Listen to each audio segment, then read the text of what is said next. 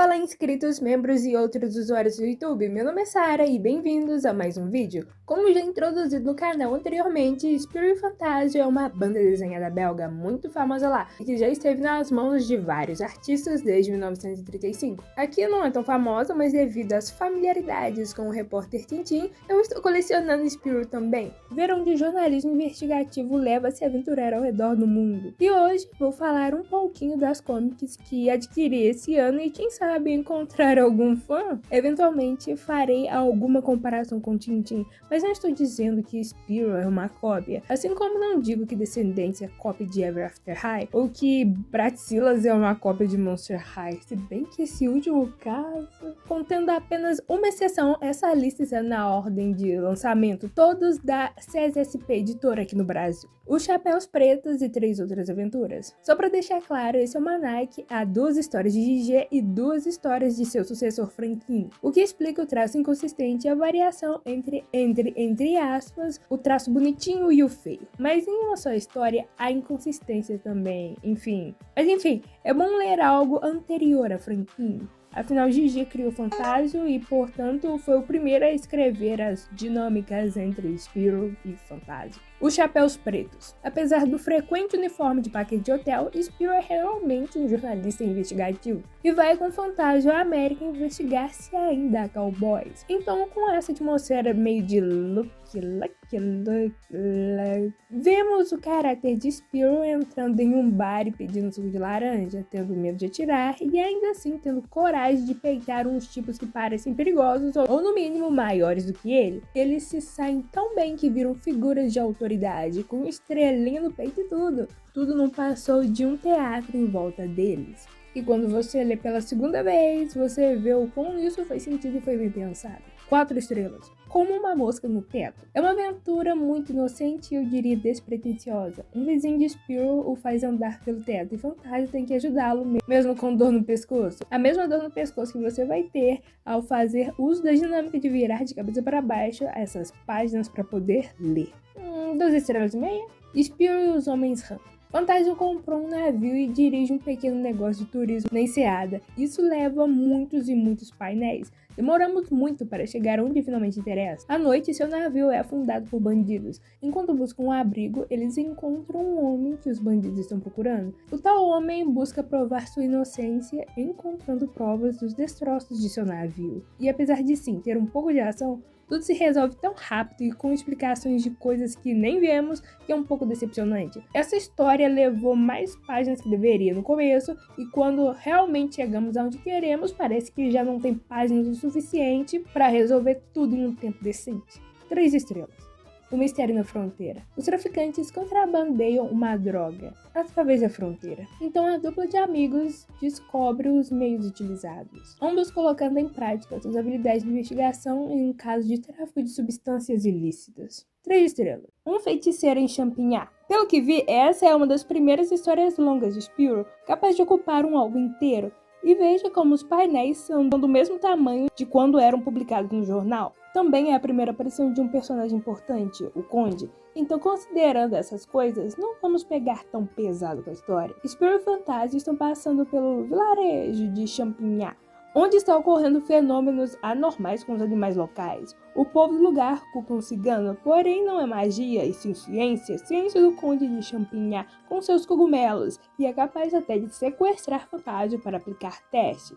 O Conde acaba criando um produto capaz de super força e o usa para ganhar competições esportivas, ganhar dinheiro e então pagar os donos dos animais que ele fez testes sem consentimento antes e depois a droga é roubada. Se você sabe minimamente sobre esse personagem e o seu gosto por cogumelos, através das pistas é evidente quem é o culpado, é evidente que ele é o culpado, ainda mais se você interpretar o título errado. Mas na época em que a aventura era inédita, deve ter sido surpresa para os pequenos leitores. O Conde é apresentado com uma moral dúbia, um caráter duvidoso, que é reconstituir os donos dos bichos que fez experimentos, mas realmente não podia ter comprado ele mesmo nenhum animal, e ainda fez o desengonçado do Fantasio de cobaia, e sabe que o cigano é inocente e o livra da prisão, mas de um jeito que só piora a situação sobre o inocente. Por falar nisso, esse álbum compartilha com As Joias da Castafiore essa hostilidade para com os ciganos através dos personagens, mas o álbum em si deixa claro seu lado ao fazer os protagonistas tomarem partido dele,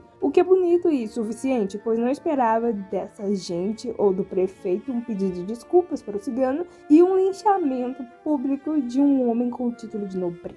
Spiro e Fantasio investigam a situação e mesmo que possam ter lá suas suspeitas, são muito mais corteses e pouco ignorantes. E Spiro fica furioso com o desaparecimento do amigo, mas depois todos tornam-se amigos. Mas lá para a página 45, uma trama de uns caras querendo roubar o tal invento prodigioso aparece.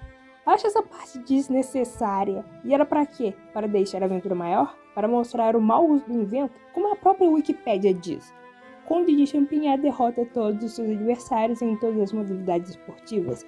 Esse método de doping aparentemente não representou nenhum problema no álbum, nem de justiça, nem de moralidade. Mas não vamos pegar pesado, tá? 3 estrelas e meia? E 5. Meia não é número. 5.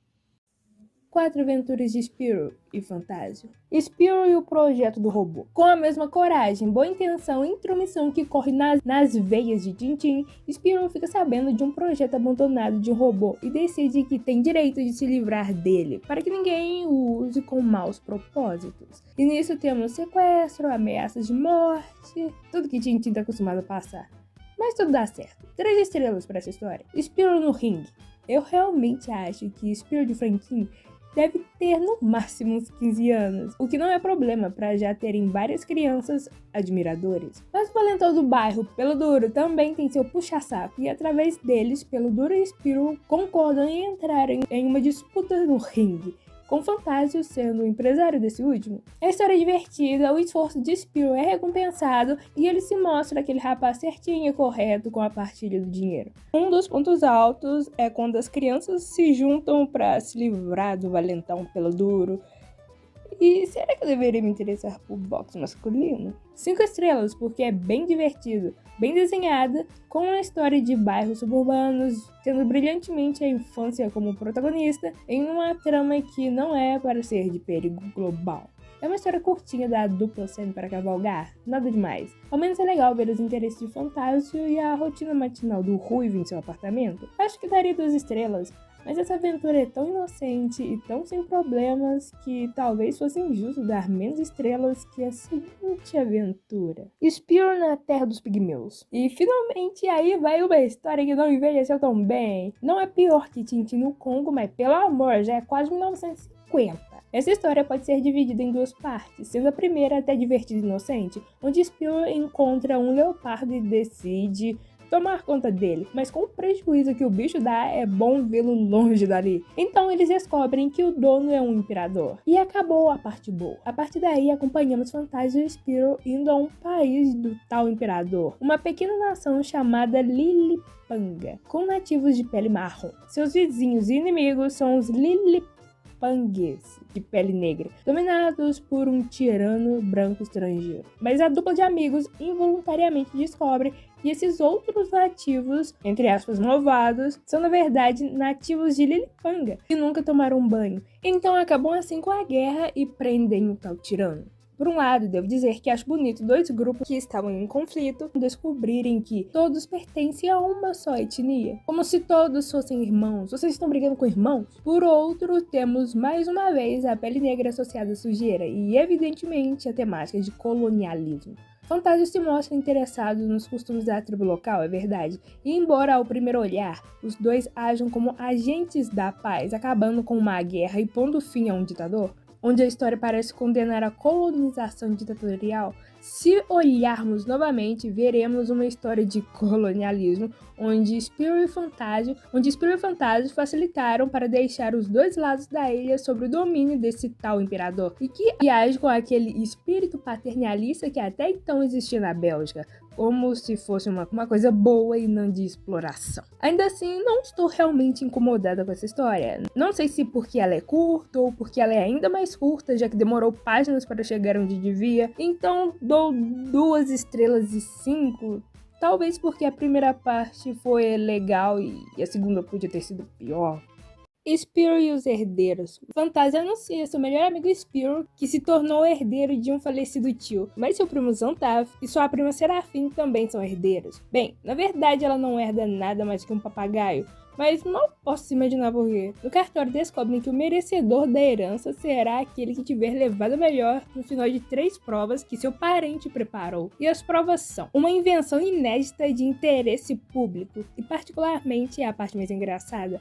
Fantasia inventa algumas coisas, mas Spyro parece pouco paciente mesmo com boa intenção de ajudar. Esses óculos autolimpantes não são práticos, esse chapéu que faz comprimento sozinho não é elegante, um carro com pernas para estacionar onde não há vaga não é interessante, blá blá blá. Então os herdeiros acabam fazendo uma máquina voadora, e como Spyro usa a máquina do amigo para realizar um resgate de um incêndio que o invento de Xantaf provocou, o ponto vai para os protagonistas. A segunda prova consiste na participação de um grande prêmio automobilístico e na colocação entre os 6 primeiros, sendo a parte com ilustrações mais dinâmicas. Talvez Xantaf faz pior do que espionar seu concorrente, paga para um dos competidores provocar um acidente envolvendo Fantasio. Spyro intervém, mas Xantas leva melhor. E a terceira prova consiste em descobrir, observar e depois capturar um animal misterioso, até lendário, chamado Marsupilambi, isso na América do Sul, e oferecê-lo ao zoológico, coisa que Spyro e Fantasia conseguem após demonstrar como nosso continente de terceiro mundo é perigoso.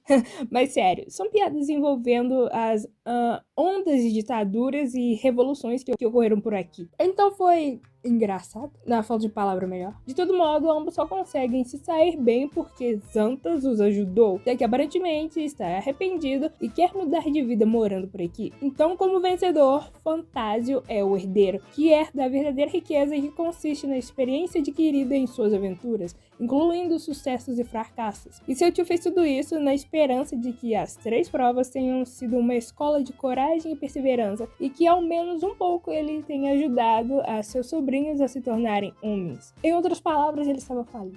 Acho esse álbum de história longa melhor que o Feiticeiro em Champignac. E ele também é importante porque temos algumas primeiras impressões.